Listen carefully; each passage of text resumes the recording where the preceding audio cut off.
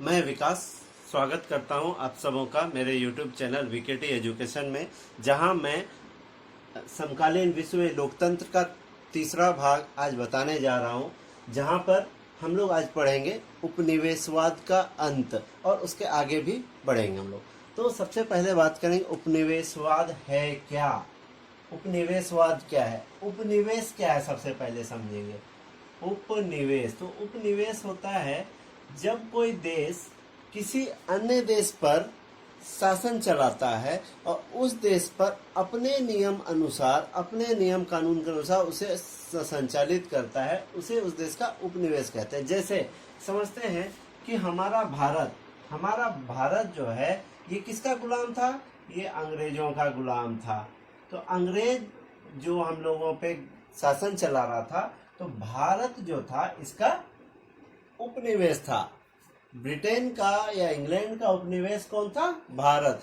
तो ये जो सिलसिला चल रहा था वो बहुत लंबे समय से चलता आ रहा था। और उपनिवेशवाद की जो श्रृंखला है, ये ब्रिटेन जो है या आप इंग्लैंड कह सकते हैं, ये बहुत सारे देशों पर कब्जा पहले से किया हुआ था। इसमें भारत है, घाना है और बहुत सारे लातीनी अमेरिका के बहुत सारे देश हैं, पाकिस्तान में है, बहुत सारे जगहों पर उनका कब्जा था। वहाँ पे वो अपने अनुसार शासन चलाते थे, वहाँ के कच्चे माल का उपयोग अपना पक्का माल बनाने में करते थे और यहाँ से कमाते थे वो। तो ये अंत कब हुआ इसके विषय में हम जानेंगे। तो ये है उपनिवेशवाद। तो हम समझ गए उपनिवेशवाद क्या है।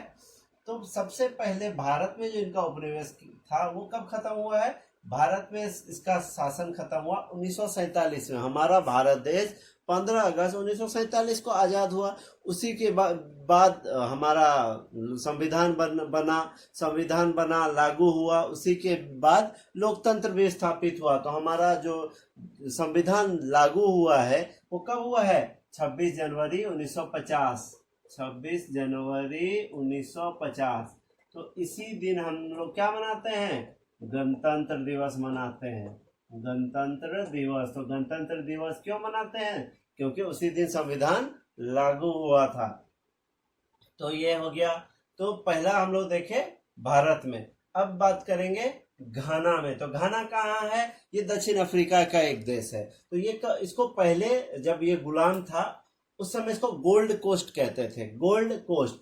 तो ये कब आजाद हुआ, ये आजाद हुआ है 1957 में। तो 1957 में आजाद हुआ। तो ये जो देश है दक्षिण अफ्रीका में आजाद होने वाला ये पहला देश है।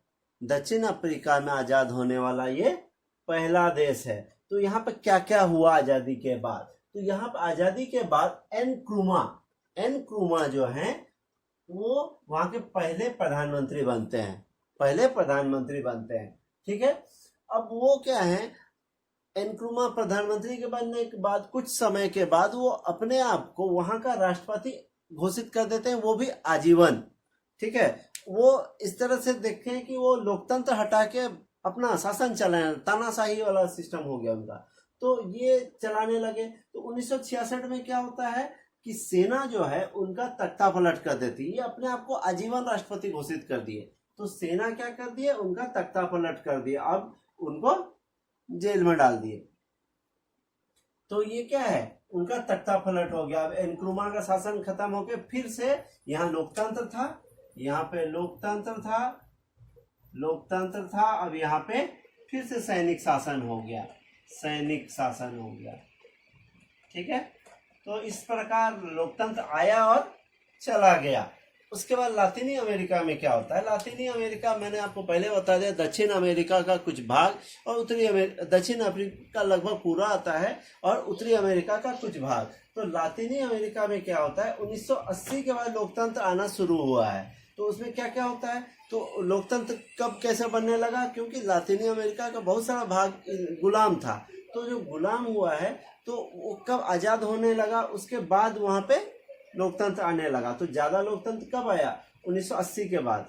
और 1990 के बाद जो 1990 तक जो सोवियत संघ रूस था, रसिया, वो एक बहुत बड़ा संघ हुआ करता था, 15 गणराज्य हुआ करते थे। तो वो लगभग कमजोर पड़ने लगा था। उसी के बाद यहाँ पर उसका जब उसका शासन कमजोर पड़ने लगा, उसके बाद यहाँ पर लोकतंत्र स्थापित होने, सब देश अपना अपना अलग होके अपना लोकतंत्र बनाने लगा था। तो 1991 में सोवियत संघ पूरी तरह से बिखर गया और रूस अपना अलग बन गया, उसके छोटे छोटे गणराज्य जो थे सब अलग हो गए, तो बड़ा सा रसिया अब छोटा हो गया। तो ये 15 गणराज्य यहाँ थे, सब अलग हो गया, सब अपना अपना लोकतंत्र बना लिया।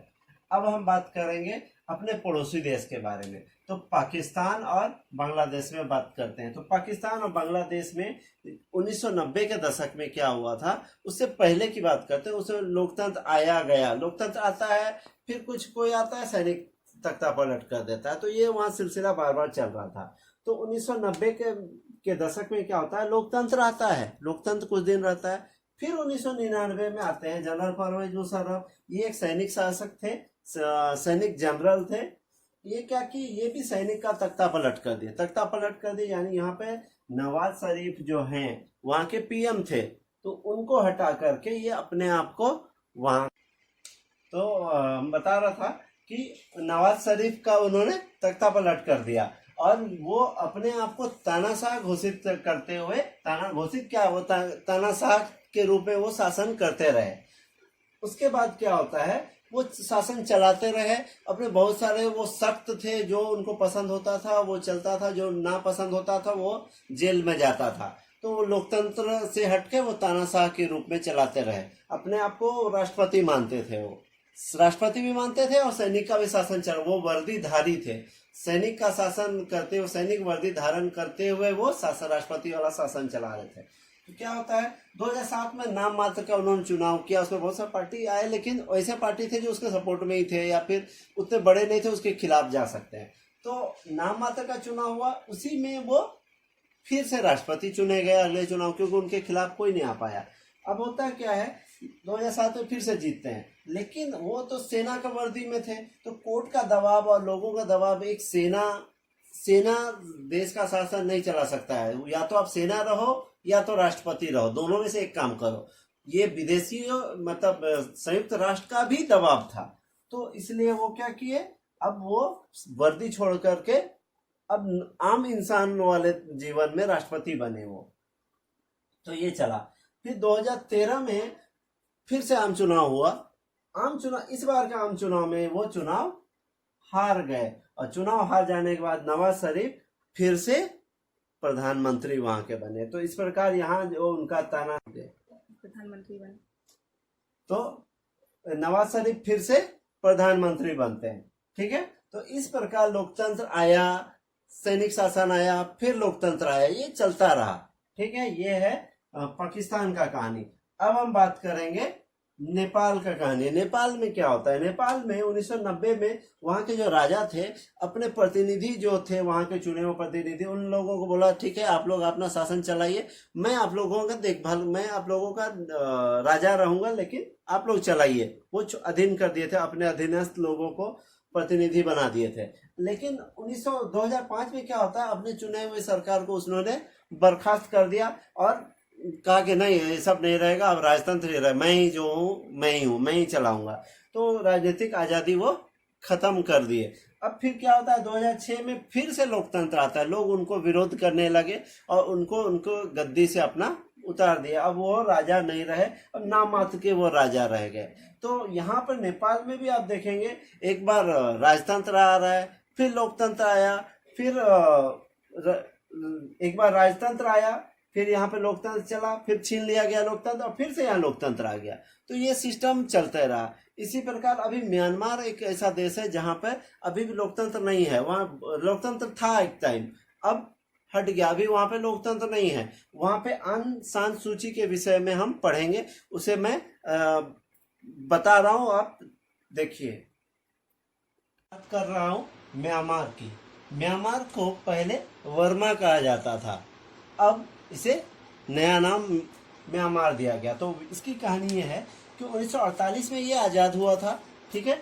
उसके बाद वहाँ पे लोकतंत्र आया, यानी यहाँ लोकतंत्र नहीं था, यहाँ गुलामी में उपनिवेशवाद था। यहाँ पे ये आज़ाद हुआ है 1948 में, लोकतंत्र आया। उसके बाद वहाँ ये लोकतंत्र कुछ दिन चला। 1962 में वहाँ पे सैनिक शासन होता है, यानी वहाँ सैनिक ने वहाँ का जो लोकतंत्र है उसका समाप्त कर दिया और सैनिक शासन आ गया। अब यहाँ क्या होता है, कुछ दिन ये चला, 30 साल के बाद 1990 में क्या होता है, वहाँ पे चुनाव होता है, लोगों के दबाव के कारण वहाँ चुनाव होता है। और इस चुनाव में आंग सान सू की, वो national league for democracy party की जो प्रमुख थी, वो वहाँ पे चुनी गई। लेकिन इनको यहाँ के जो सैनिक शासन जो चल रहा है, इसने इस चुनाव को मान्यता नहीं दी और वो उसके खिलाफ हो गए। और वो क्या किया, आंग सान सू की को नजरबंद कर दिए और उसके जो नेता थे उन सबों को उसने जेल में डाल दिया। उसके बाद क्या होता है, यहाँ पे उन्होंने लोकतंत्र को नहीं आने दिया, लोग विरोध करते रहे और इसी विरोध के कारण बहुत सारे जगहों पर लोग भड़क गए। और विरोध के कारण क्या किए वो लोग घर यहाँ से तंग आकर लगभग 6 से 10 लाख लोग अपने इस देश से छोड़ के कहीं दूसरे देश में जाके बसने लगे और शरणार्थी के जैसे रहने लगे। जिसमें से एक आप रोहिंग्या मुसलमान के बारे में जाने होंगे कि अभी हाल में बहुत सारे रोहिंग्या मुसलमान फिर से एक जगह से दूसरे जगह आने लगे। तो ये वही का एक एग्जाम्पल है।